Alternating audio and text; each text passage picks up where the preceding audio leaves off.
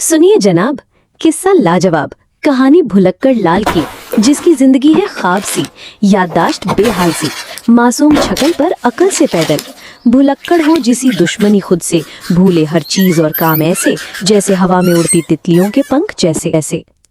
एक दिन स्कूल जाते हुए रास्ते में एक मोड़ आया तो सोचने लगा अब दाएं जाना था या बाएं। सोचते सोचते उल्टा रास्ता पकड़ लिया। होश आया तो देखा अजनबी गली में खड़ा था। बड़ी मुश्किल से स्कूल वापस पहुंचा।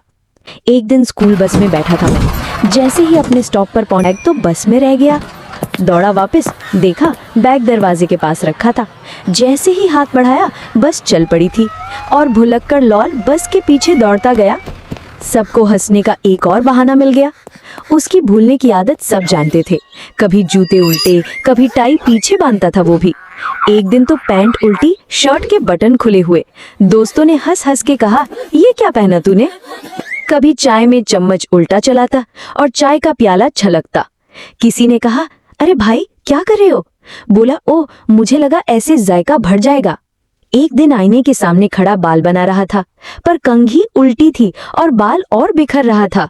चेहरे पे मासूमियत, इसे समझ न आ रहा था कि बाल और बिखर क्यों रहे हैं। बाजार से चीजें लाता पर पैसे देना भूल जाता। दुकानदार चिल्लाते, ओ भाई पैसे तो दे जाओ, या पैसे दे देता और सामान वहीं छोड़ आता। फिर दुकानदार चिल्लाते, अरे सामान छोड़ के कहाँ जा रहे हो? अगर जिस्म के पार्ट्स अलग हो सकते तो वो कान या नाक भी कहीं भूल आता। एक दिन तो मोजे भी अलग अलग निकले, एक नीला दूसरा पीला, दोनों रंगों की जुगलबंदी वाले। रमजान के दिन होते हैं। अम्मी पूछती हैं, मेरा दुपट्टा किसने लिया?